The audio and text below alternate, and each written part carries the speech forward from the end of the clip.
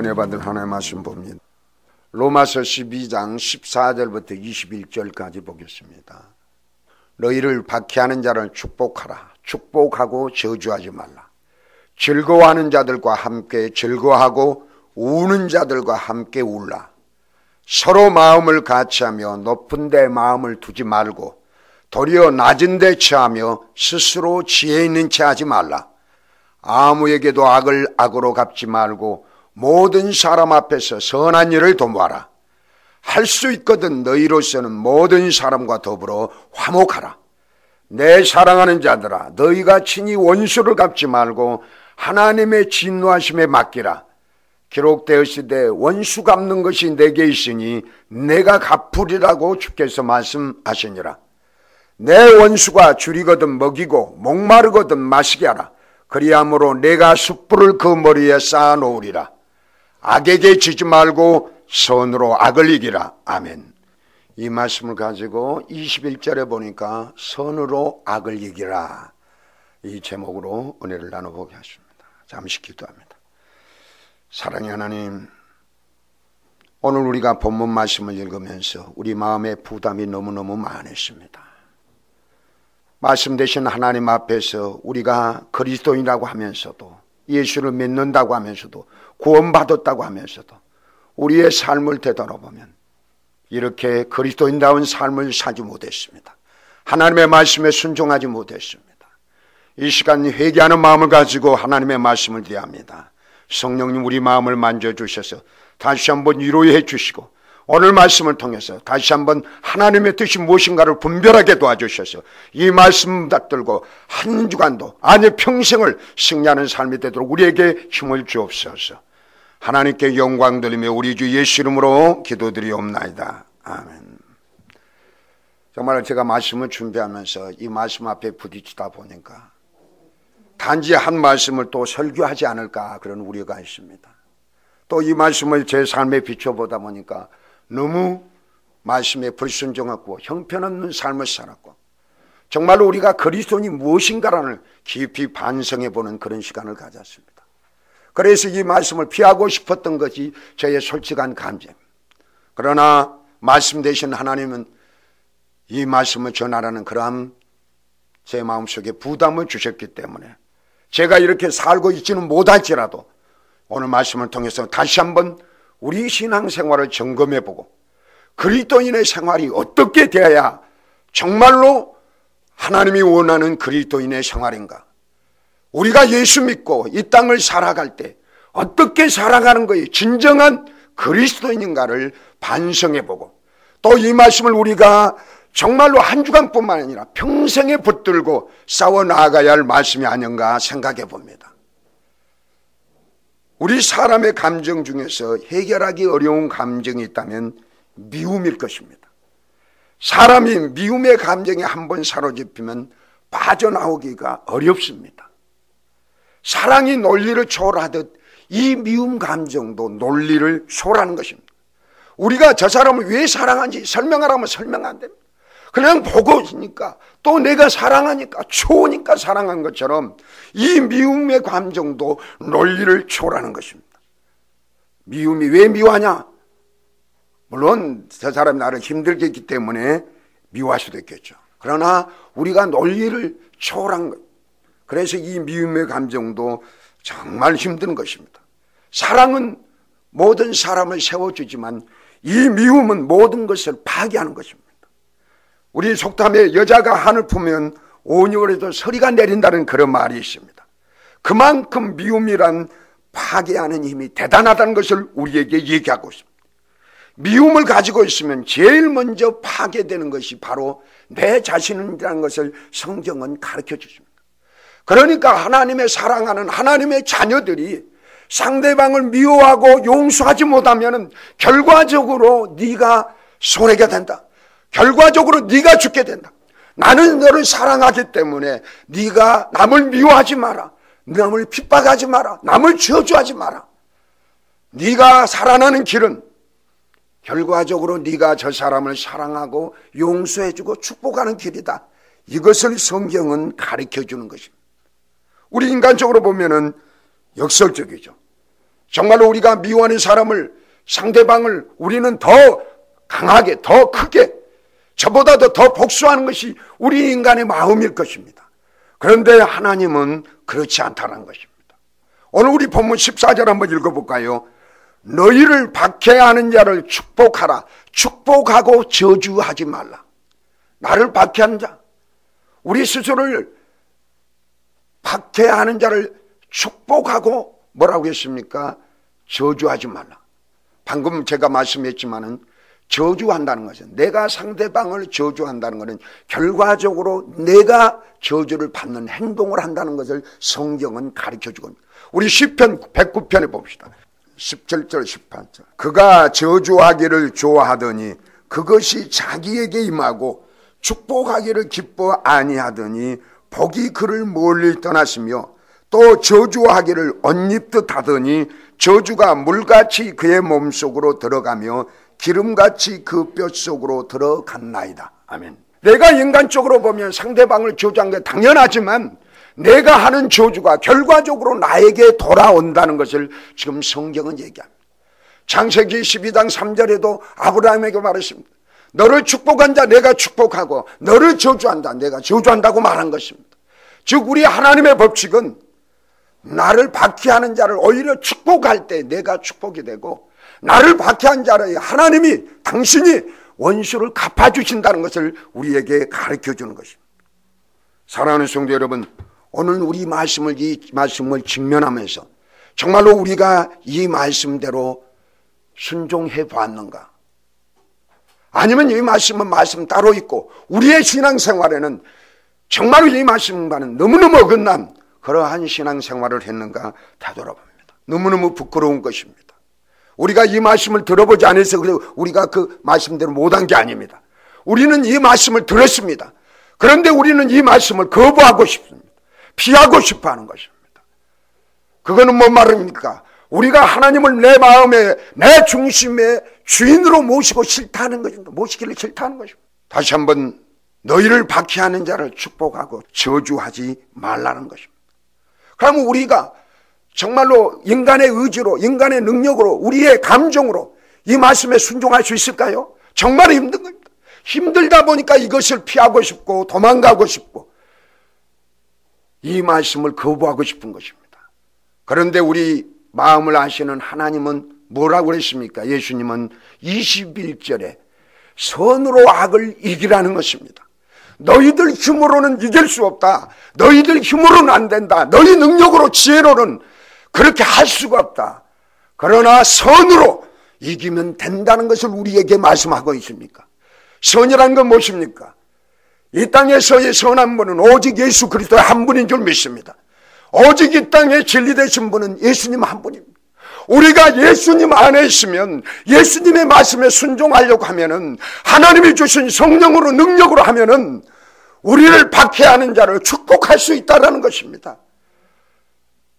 우리는 이 말씀 앞에 다시 한번 위로와 소망하십니다. 정말로 나는 이렇게 살지 못했습니다. 나를 박해하는 자를 오히려 더 크게 박해했고 더 오히려 크게 저주했는데, 이제 이 말씀 앞에서 이제 우리가 살아갈 길은 선으로 악을 이기는 길뿐입니다. 주님, 나에게 다시 한번 이 선한 능력을 기름 부어 주셔서 정말로 우리가 평생에 그리스도를 섬기며 살아갈 때에 이 말씀대로 되게 되어야 주옵소서. 정말로 예수 그리스도인이라는 건 이 말씀을 우리 삶에 옮기는 사람이 그리스도인이라는 것입니다. 교회가 무엇입니까? 교회가 바로 이 말씀대로 행할 때 진정한 교회가 될 줄 믿습니다. 단지 어떤 겉의 모습이 숫자가 많아서 교회입니까? 아니는, 오늘날 우리 교회들이 능력을 상실한 이유는 이 말씀의 직면 앞에서 거부하고 피하기 때문입니다. 우리가 이 말씀 앞에서 솔직히 주님, 내 뜻대로는, 내 힘으로는 이 말씀을 지켜낼 수 없습니다. 내 지식으로, 내 방법으로는 아니 됐습니다. 이제나마 이제 선으로 이 말씀대로 우리가 악을 이길 수 있도록 능력을 주옵소서. 제 자신 그렇지 살아오지 못했습니다. 회개합니다. 이것이 우리의 자세해야 될 줄 믿습니다. 그동안 우리가 안 된다고 해서 포기하지 말고 이제부터 저와 여러분은 이 말씀 앞에서 도전해야 될 줄입니다. 긍정적인 자세로서 하나님 나에게 선한 능력을, 의로운 능력을 주옵소서. 갑절로 주셔서 정말로 이제 우리가 이 땅을 살아갈 때에 이 말씀대로 나를 박해하고 나를 저주한 사람, 나에게 손해를 끼치고 나를 힘들게 했잖아, 하나님의 능력으로 사랑하시게 하소 주옵소서. 이것이 바로 우리의 기도입니다. 우리 성경에 보면은 하나님은 다른 사람을 축복하라고 얘기합니다. 누가복음 10장 5절 6절에도 보면 예수님께서 70명의 제자를 전도대로 파송하십니다. 그러면서 하는 말이 어느 집에 들어가든지 먼저 말하되 이 집이 평안할지어다 하라. 만일 평안을 받는 사람이 거기 있으면 너희 빈 평안이 그에게 머무를 것이요 그렇지 않으면 너희에게 돌아오리라고 말씀하십니다. 성도가 해야 할 것 첫 번째 그 사명은 바로 다른 사람을 복을 빌어주라는 것입니다. 축복해 주라고 성경은 얘기하고 있습니다. 여러분, 우리 선배 그 세계적인 사역자 중에 무디 목사님이라고 계십니다. 이 목사님이 많은 영혼들을 구원했습니다. 전도했습니다. 그래서 오늘날까지도 이 목사님들이 귀감이 되어진 것입니다. 왜 그랬을까요? 무디 목사님의 전도의 성공 비결이 여기에 있었습니다. 무디는 수없이 많은 영혼을 살렸는데 그 비결은 가는 곳마다 축복했다는 것입니다. 어린이를 만나도 축복하고, 술주정뱅이를 만나도 축복하고, 도둑질을 만나도, 깡패를 만나도 그들을 축복했지만, 정말로 하나님의 말씀대로 축복했지만 그들이 예수를 영접하더라는 것입니다.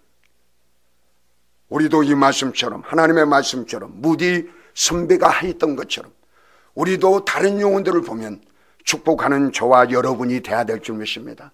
이것이 바로 성경이 말하는 거죠. 그런데 문제는 여기 있습니다. 전도할 때 축복하라면 누구나 다 할 수 있는 것입니다. 모르는 사람에게 축복하라면 누구나 다 할 수 있습니다. 문제는 나와 개인적으로 원한 관계가 있는 사람에게 축복하라면 그거 쉽지가 않습니다. 우리가 머리로는 아는데 내 감정에서 쉽게 허락되지 않습니다.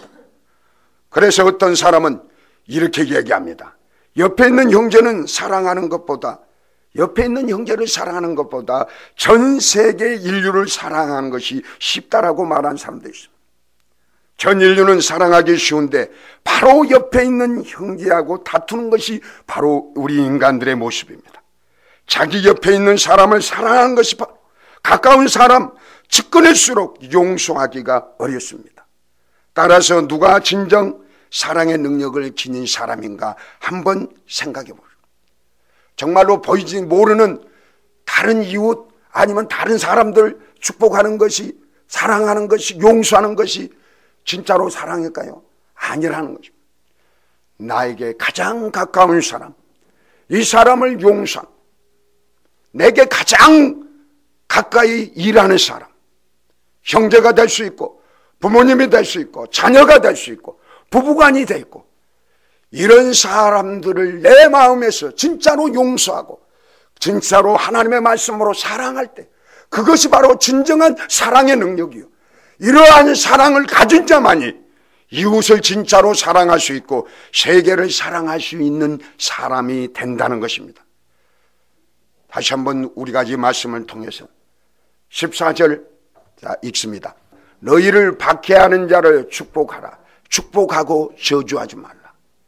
다시 한번 우리가 이 말씀 앞에서 지금까지 나와 가까이 있는 가운데 힘들게 했고 나의 인생을 망쳤고 나에게 손해를 끼쳤고 또 여전히 힘들게 할지라도 우리가 그리스도인으로서 이 말씀에 직면하면서 안 되면 우리가 회개하면 하나님이 능력 주실 줄 믿습니다. 그러면서 15절 봅시다. 또 15절. 즐거워하는 자들로 함께 즐거워하고 우는 자들로 함께 울라. 이 말씀은 다른 사람의 고난에 방관자가 되지 말고 참여자가 되라고 말하고 있습니다. 그런데 우리도 이 말씀에 한번 생각해 보면은 함께 뭐라고 그랬습니까? 우는 자들과 함께 울라. 이것이 남이 슬픔이고 남이 고통을 당할 때 울어주기라는 건 쉽습니다, 솔직히. 그런데 뭐입니까? 즐거워하는 자들과 함께 즐거워하라. 이거는 쉽지를 않습니다. 즉 즐거워한다는 것은 남이 잘 됐다는 거예요. 남이 번성했다. 남이 축복을 받았어요. 남이 나보다 더 너무너무 뭔가 눈에 보이는 거 잘 때게요. 그때에 내가 진심으로 즐거워하게라는 것은 쉽지 않습니다. 왜 그렇습니까? 우리 마음속에 시기가 있고 질투가 있고 이기심이 있기 때문에 다 그렇습니다. 정말로 사랑한 사람이면 저 사람이 나보다 잘 될 때 박수 쳐줍니다. 부모가 자식이 잘 될 때 마음속에 시기 질투한 사람 누가 있겠습니까? 너무너무 마음에 깊은 것입니다. 왜? 사랑하기 때문입니다. 그런데 정말 우리 주위에서 나하고 비슷한 사람이, 나하고 그 경쟁자가, 내 옆에 교회가 부흥되고 잘 될 때 내 마음이 진짜로 즐거워하느냐 이 말입니다. 이것을 우리가 하나님의 말씀에 비추어서 직면해 보면 아니오시다. 왜 그럽니까? 영혼 속에, 내 마음 속에 시기 질투가 있기 때문인 것입니다. 그래서 우리는 정말로 남이 울 때는 울어줄 수 있지만 남이 즐거워할 때 즐거워할 수 있는 그런 마음 자세가 아니라는 거예요. 이거 우리 인간의 힘으로 되지 않습니다. 그래서 옛날 말에 속담에 뭐라 합니까? 사돈이 논사하면 배가 아픈다고 얘기하는 것입니다. 이것이 인간의 마음이기 때문에 그렇습니다. 우리 성경에 보면 어떻습니까? 가인 형이 아벨을 죽인 이유가 무엇이었습니까? 바로 시기 질투였습니다. 우리 인간의 시기 질투가 너무너무 많기 때문에 하나님의 말씀대로 살 수가 없는 것입니다. 시기 질투가 있기 때문에 가인이 아벨 동생을 죽였다고 했습니다. 그런데 그 죽인 것이 결과적으로는 어땠습니까?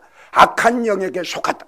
우리 마음속에 시기 질투가 지속되면 반드시 우리를 사로잡은 게 누구냐? 악한 영이 우리를 사로잡아서 결과적으로 나도 죽이고 상대방도 죽인 것이 바로 시기와 질투입니다.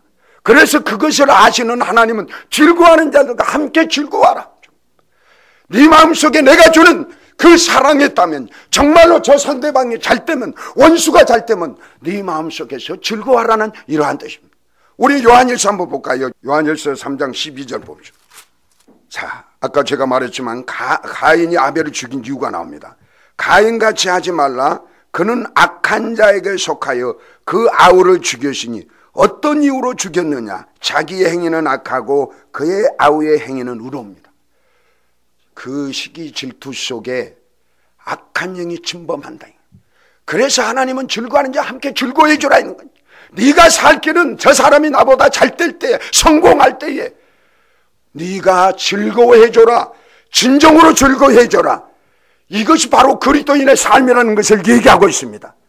이제 정말로 우리가 상대방이 잘 될 때에 주님이 주신 사랑으로 즐거워하고 축복해 주는 것이 우리들의 삶이라는 것을 얘기합니다. 그럴 때에 우리가 악한 영들, 우리 마음속에 경관신들이 허물어지고 그 안에 성령이 오서 정말로 말씀에 순종하여 내가 살아나는 축복을 받게 된다고 성경은 얘기합니다. 또 16절 보겠습니다. 서로 마음을 같이하여 높은 데 마음을 두지 말고 도리어 낮은 데 처하며 스스로 지혜 있는 채 하지 말라. 여기서 스스로 지혜 있는 채 말라. 채라는 말은 무엇입니까? 스스로 지혜 있는 채 말라. 채. 가식이다. 잘난 체 하지 마라 이 말이에요. 네가 하나님 앞에서 달랐으면 얼마나 잘났느냐. 그것은 거짓된 것이다. 그것은 가식이다.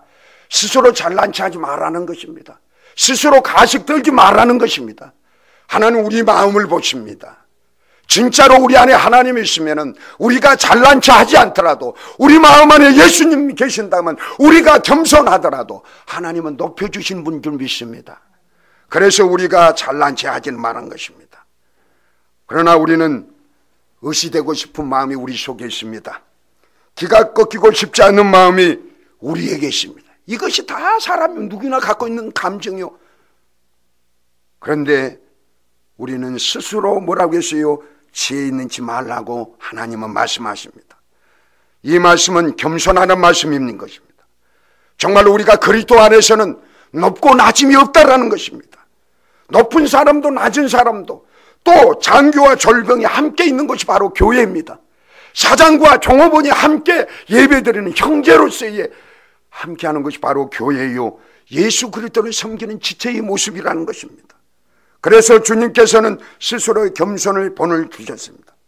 예수 그리스도는 본래 하나님과 같은 본체이신데 종의 형상으로 낮아지셔서 우리에게 겸손한 자의 본을 보여주셨습니다. 그러면서 우리에게 겸손하라는 것입니다. 우리 빌립보서 2장 봐봅시다. 2절 3절. 마음을 같이하여 같은 사랑을 가지고 뜻을 합하여 한 마음을 품어 아무 일에든지 다툼이나 허용으로 하지 말고 오직 겸손한 마음으로 각각 자기보다 남을 낫게 여기고. 우리가 여기서 겸손의 비결을 가르쳐 줍니다. 우리 인간이기 때문에 아까도 말했지만 우리 마음속에는 자랑하고 싶은 마음이 있습니다. 또 자랑하다 보면 또 거짓이 나올 수가 있습니다. 그런데 우리가 겸손해진 것은 예수님이 하나님이심도 불구하고 사람의 모양으로 온 그런 겸손을 갖추기 위해서는 3절에 이렇게 빌립보서 3절에 뭐라고 그랬어요? 자기보다 남을 낫게 여기라. 아멘. 상대방이 정말로 저 사람이 나보다 남을 낫게. 저도 이 말씀을 붙들고 기도합니다. 도전하답니다. 물론 하루아침 이게 되겠습니까? 그러나 이 말씀을 계속 내 영혼 속에 저장할 때에 묵상하고 암송하고 순종하려고 노력할 때에 우리는 겸손한 자의 자리로 오게 될 줄 믿습니다. 사랑하는 성도 여러분, 우리는 하나님의 말씀이 있기 때문에 서로 마음을 같이하며 높은 데 마음을 두지 말고 도리어 낮은 데 처하며 스스로 지혜 있는 채 하지 말라. 또 네 번째는 뭐입니까? 17절 봅시다. 아무에게도 악을 악으로 갚지 말고 모든 사람 앞에서 선한 일을 도모하라 그러십니다. 아무에게도 악을 갚지 말고 모든 사람 앞에서 선한 일을 도모하라. 구약에 보면 눈에는 눈으로 이에는 이라고 했습니다. 왜 이렇게 할까요? 어떤 면은 더 무섭게 느껴집니다. 그런데 우리 인간의 마음속에는 예를 들면 내가 눈을 다쳤으면 눈을 다친 걸로 그걸로 보복하지 않습니다. 눈을 다친 게 아니라 눈을 빼려고 합니다. 이빨이 하나 빠졌으면 보복하고 있는 심리가 우리 인간에게 있기 때문에 저 사람을 내가 보복하면서 이빨 2개, 3개를 빼려고 하는 그것이 바로 우리 인간의 본능적인 악성입니다. 그래서 그것을 하나님께서는 율법을 주실 때 눈에는 눈, 이에는 이 이렇게. 그것이 바로 하나님 우리를 사랑하는 비결입니다. 더 이상 크게 보복하지 마라. 그것만 또 감사하다는 것입니다. 그래서 율법의 사이는 무서웠습니다. 그러나 예수님은 그게 아니다. 눈에는 눈, 이에는 이 그게 아니라 원수까지 사랑하라. 너를 핍박하는 자를 축복하라. 적극적으로 모든 사람 앞에서 선을 도모하라. 아무에게도 악으로 악을 갚지 말라. 선으로 보답하라. 이것이 주님이 원하는 사회이며 교회라는 것입니다. 아까도 제가 말했지만 교회가 이렇게 이 말씀에 순종하고 나아갈 때에 바로 교회가 이 땅에서의 능력으로 나타나서 우리 한 사람 한 사람들이 이 말씀에 순종할 때에 이 사회는 변화가 되어질 줄 믿습니다. 그런데 오늘날 왜 사람들은 많이 모이는데 교회가 능력이 없습니까? 세상과 똑같기 때문입니다. 세상과 비슷해서 그렇습니다. 다른 것이 아무도 없습니다. 원수를 미워하고 자기를 핍박하는 자를 저주하는 것도 똑같습니다. 모두 이익을 따라 살고 필요하면 따르게 되고 필요가 없으면 하지 않는 것이 교회입니다. 그렇기 때문에 이것이 바로 교회가 아니라 세상과 똑같다는 것입니다. 교회가 크다고 능력이 있는 것이 아닙니다. 교회가 진짜 일 때에 능력을 주고 영향력을 주는 그런 하나님의 교회가 된다는 것입니다. 작은 교회라 할지라도 성도들이 주님의 명령을 온 마음으로 지키고 그것을 위해서 회개하며 기도하고 나아갈 때에 정말로 교회다운 교회가 되어질 것입니다.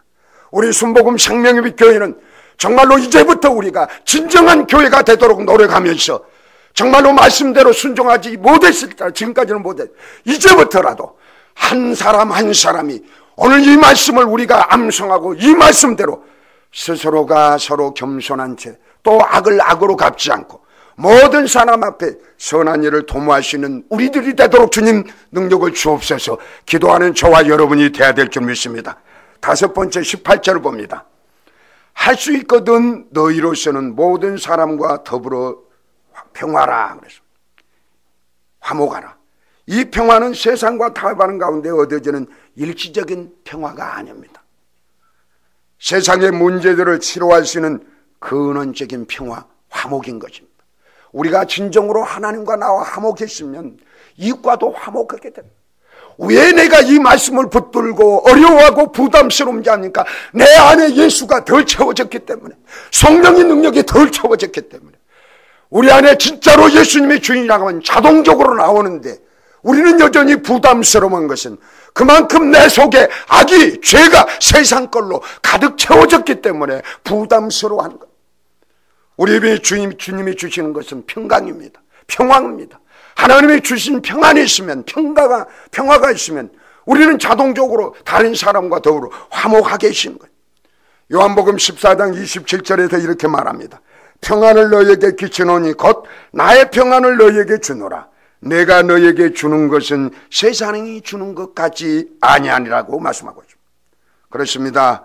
우리는 믿지 않는 사람들과 화목할 뿐만 아니라 그들의 문제를 치료해 줄 수 있는 원동력이 돼야 됩니다. 그리스도인이라는 것은 세상 사람과 똑같은 게 아닙니다. 그리스도인이라는 것은 하나님이 주시는 능력 안에서 세상을 치료하는 자들입니다. 세상의 근본적인 문제들을 우리를 통해서 바꾸는 것이 바로 그리스도인의 삶인 것입니다. 성 프란시스가 이렇게 기도했답니다. 주여 나를 평화의 도구로 써 주옵소서. 이 기도가 바로 우리의 기도해야 될 줄입니다. 내 힘으로는 할 수 없습니다. 하나님의 능력 주면 우리 한 사람 한 사람이 평화의 도구가 되고 화목의 도구가 될 수 있다는 것을 성경은 가르쳐줍니다. 예수님이 사람의 모양으로서 죄를 이긴 것처럼 너희들도 그 안에 예수가 들어가면, 하나님이 주신 능력이 있으면, 말씀의 능력이 있으면 죄를 이길 수 있다. 선으로 악을 이길 수 있다. 그러나 너희들은 순종하려고 이 말씀을 보고 기도할 뿐이라는 것입니다. 그렇습니다.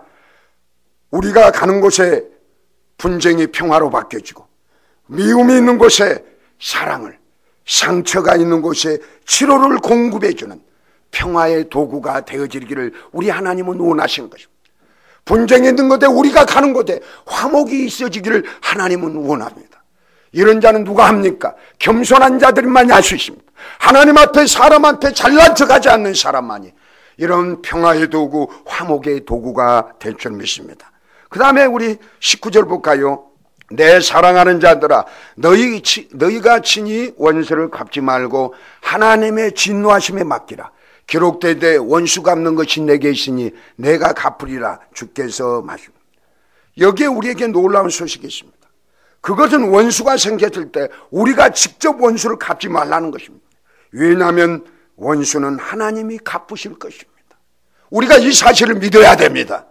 그런데 나는 내가 갚으려니까 나도 죽고 상대방도 죽고 결과적으로 내가 먼저 죽게 됐다는 것입니다. 이것을 하나님 아시기 때문에 네가 갚지 마라. 너를 힘들게 한 사람 내가 갚아주마. 그러나 너는 그 사람을 오히려 축복해주고 사랑으로 대하라. 그러면 내가 원수를 갚아주리라. 얼마나 위대한 말씀입니까? 정말로 우리 하나님이 나와 함께 하시고 하나님이 우리의 기도를 들으시고 우리의 마음을 아신다고 믿어주면 이제부터 이 말씀에 순종하는 저와 여러분이 되어야 되십니다. 원수를 갚으려고 할 때 마음을 먹는 순간 우리 눈은 살기 등등해집니다. 우리가 원수를 갚으려고 하는 그 마음을 가질 때 우리는 공격적으로 바뀝니다.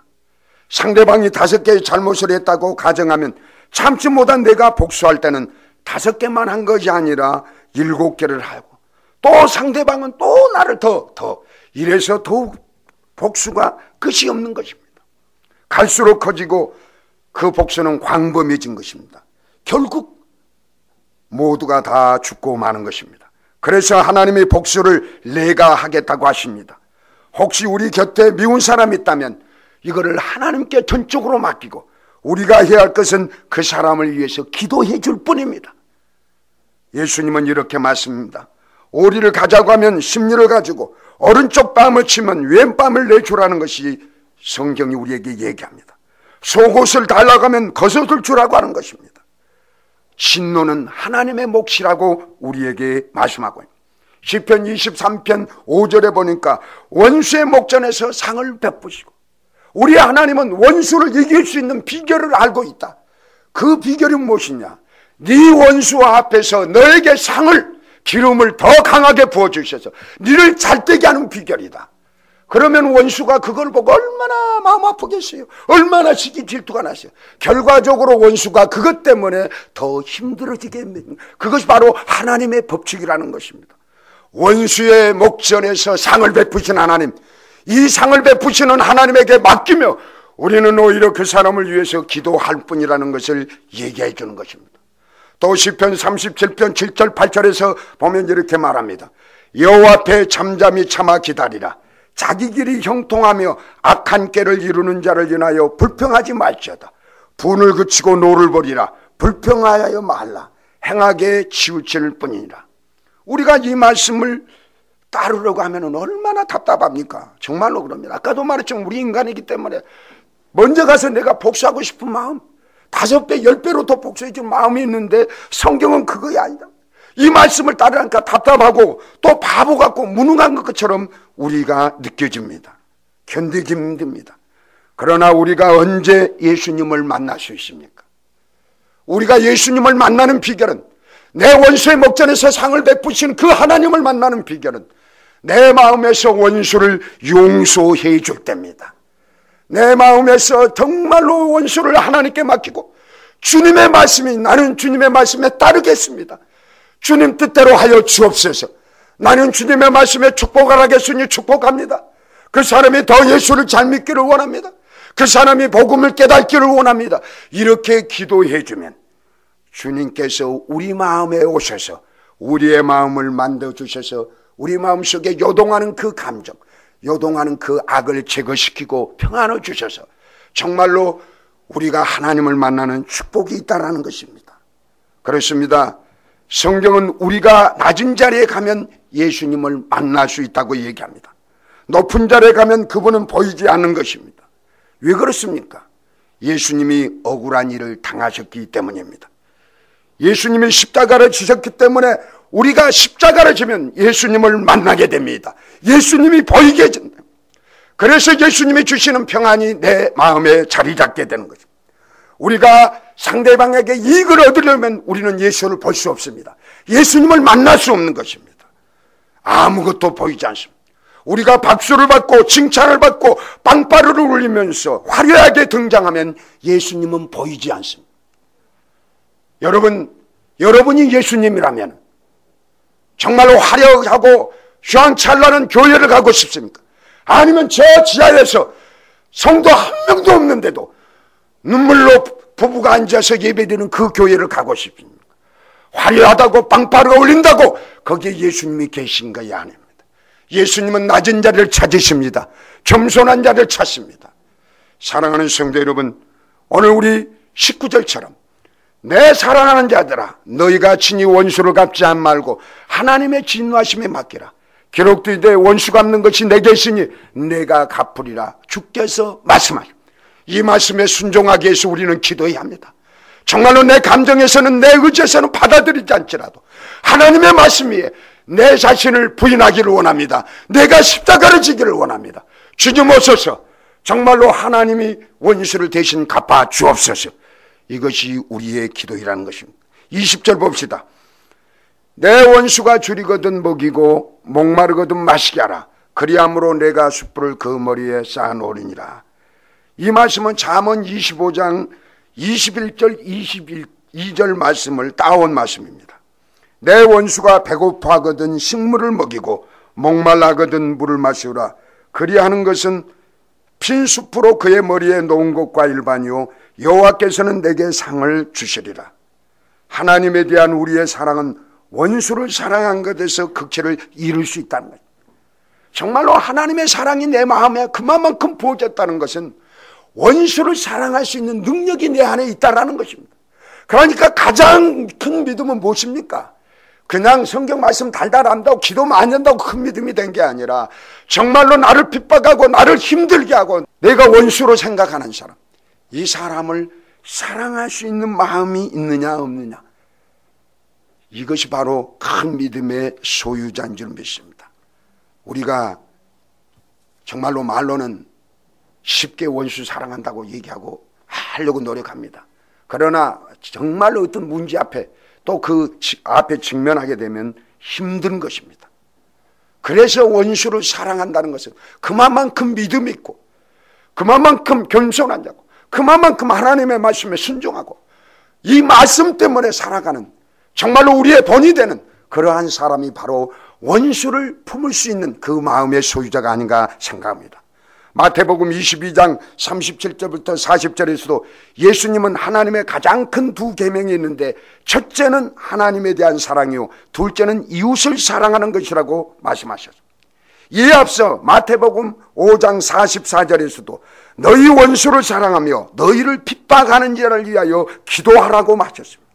그 다음에 또 마태복음 5장 45절부터 47절까지 이같이 한즉 하늘에 계신 너희 아버지의 아들이 되리니 이는 하나님이 그 해를 악인과 선인에게 비치게 하시며 비를 의로운 자와 불의한 자에게 내리우십니다. 너희가 너희를 사랑한 자를 사랑하면 무슨 상이 있으리요? 세리도 이같이 아니하냐? 또 너희가 너희 형제에게만 무난하면 남보다 더한 것이 무엇이냐? 이방인도 이같이 아니하느냐? 아멘. 우리 하나님께서는 정말로 두 계명을 줬는데 하나님 사랑과 이웃 사랑이다. 그런데 정말로 원수를 내 몸처럼 사랑한 자만이 진짜로 아버지의 아들이라는 것입니다. 우리 마태복음 5장 한번 찾아봅시다. 44절부터요. 나는 너희에게 이르노니 너희 원수를 사랑하며 너희를 박해하는 자를 위하여 기도하라. 이같이 한즉, 이렇게 하나님의 말씀에 순종하여 이렇게 한즉 하늘에 계신 너희 아버지 아들이 되니, 우리가 하지 않는 사람은 하나님의 아들이 아니라는 것입니다. 진짜 예수 믿게 되면 이렇게 하게 되었다라는 사실입니다. 정말 우리가 한번 다시 한번 우리 자신을 되돌아봅시다. 이는 하나님이 그 해를 악인과 선인에게 비추시며 비를 의로운 자와 불의한 자에게 내려주신, 우리 하나님은 사랑의 하나님이요, 그래서 예수 안 믿더라도 햇빛을 주고 비를 내려줍니다. 우리 같으면 예수 안 믿는 사람 햇빛도 안 쬐고 비도 안 내서 빨리 그냥 어떤 망하는 것이 좋아하는 우리 사람의 마음일 겁니다. 그러나 하나님은 속성인데, 비록 아직 예수를 모를지라도 기다리시는 하나님, 공평한 하나님이란 겁니다.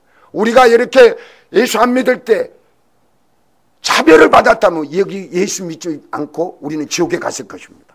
그러나 하나님은 사랑이시기 때문에 똑같이 예수 믿는 자나 안 믿는 사람이나 똑같이 여전히 기다리며 사랑했다는 거예요. 46절, 너희가 나를 사랑하는 자를 사랑하면 무슨 상이 있지요? 세리도 이같이 아니하냐? 너희가 나를 사랑한 사람만 사랑하면 이방인들도, 하나님을 알지 못하는 사람들도, 예수를 알지 못하는 또 다 하는 것이다 이 말이에요. 우리가 예수를 믿는 특권이 무엇입니까? 나를 해하는 자, 원수까지도 사랑하라는 거라는 겁니다.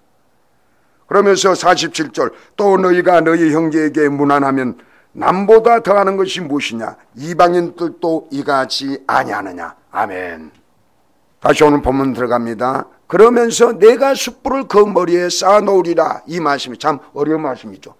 이 말씀은 무슨 말이냐라면은 그때의 고대 근대 형벌 가운데 하나가, 형벌 받은 사람은 그 머리에다가 이글이글 타는 숯불을 올려놨단 말입니다. 그러면 얼마나 고통스럽겠습니까? 얼굴이 빨개진답니다. 이것을 빗대어서 얘기하는 것입니다. 즉 이 말씀은 선한 행동으로 악인의 마음을 부끄럽게 만들고 후에 그 마음에 깨달음을 주는 계기로 삼으리라는 것입니다.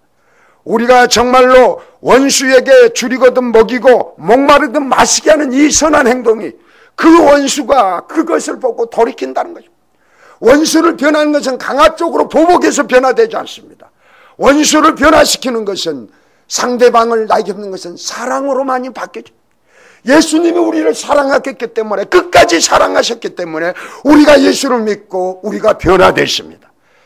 내 상대방을 변화시키는 것은 핍박도 아니요, 보복도 아니요, 박해도 아닙니다. 사랑하는 게, 축복해 주는 것입니다. 그것이 변화된다는 것입니다. 그 사람이 오히려 그것을 부끄럽게 끼고 회개하는 그러한 역사가 나타난다는 것을 우리에게 얘기하고 있습니다. 마지막 우리 21절 읽습니다. 자, 우리 한번 큰 소리 읽습니다. 악에게 지지 말고 선을 악으로 이겨라. 아멘. 하나님께서 믿는 백성에게 바라시는 궁극적인 것은 하나님의 선하심이 나타나는 사회를 건설하는 것입니다. 비록 이 세상이 사단의 지배로 악이 관영하지만 우리 믿는 사람 한 사람 한 사람을 통해서 하나님의 선하심과 하나님의 의로우심이 나타날 때에 이 땅의 어둠의 주는 무너지고 하나님의 나라를 건설하고 확장하게 될 것입니다. 우리가 예수 믿고 구원받는 목적이 무엇입니까? 이 땅에서 여전히 생명을 연장해 주는 이유가 무엇입니까? 바로 하나님 나라를 확장시키는 그러한 사명을 우리에게 부여했습니다.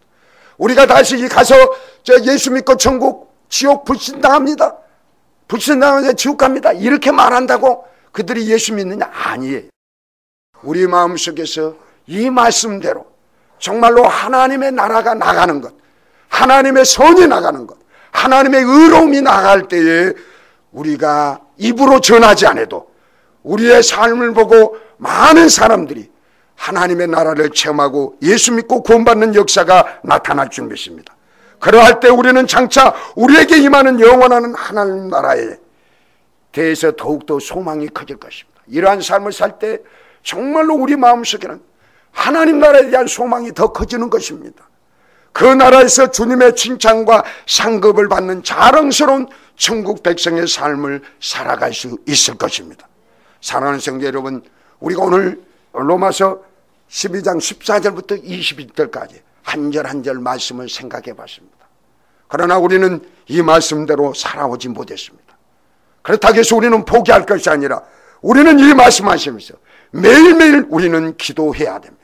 하나님 아버지, 내 능력, 내 힘으로는 도저히 핍박하는 자를 위해서 축복할 수 없습니다. 주님께서 더 잘하시지 않습니까? 주님, 내 힘으로는 도저히 즐거워하는 자들과 즐거워할 수 없습니다. 이것을 주님은 더 잘하시지 않습니까? 주님, 내 힘으로는 도저히 스스로 마음을 낮추고 스스로 지혜 있는 채 안 하는 그런 마음을 가질 수 없습니다. 주께서 도와주시고 주께서 나의 모든 마음을 다 무너뜨려 주시고 스스로 자기 자신을 부인하고 오직 예수 그리스도의 이름을 높이고 세상 사람들을 사랑할 수 있는 마음을 내게 주옵소서. 이것이 바로 우리의 기도의 제목이 될 때 우리도 이 말씀대로 정말로 누가 봐도 예수 믿는 그리스도인 같고 정말로 우리 입에서 나오는 말은 진실하다. 나도 저 사람 때문에 예수 믿고 싶다. 그러한 역사가 나타날 줄 믿습니다. 기도합니다. 주님, 정말로 이 말씀을 대면할 때 너무너무 힘들고 부끄럽고 정말로 포기하고 싶었습니다. 그러나 다시 한번 하나님께서 우리 힘으로는 아니 되고 선으로 악을 이긴다. 예수님이 이 땅에서 육신을 입고 죄를 이긴 것처럼 너희들도 할 수 있다고 말씀하셨습니다. 주님, 우리는 오직 안됨을 주님 앞에 솔직히 자백하며 회개할 뿐입니다. 이렇게 살아오지 못했음을 회개합니다. 주님, 그러나 이제 이 말씀대로 순종하기를 갈망하오매 주님께서 저희들에게 능력을 주옵소서. 원수를 사랑할 수 있는 마음을 주옵소서. 겸손할 수 있는 마음을 주옵소서. 정말로 그리하여 정말로 우리의 삶을 통해서 손으로 악을 이기는 놀라운 능력들이 있게 도와주셔서 예수의 영광을 나타내는 우리 거룩한 성도들대로 축복하여 주옵소서. 예수 이름으로 감사하며 기도드리옵나이다. 아멘.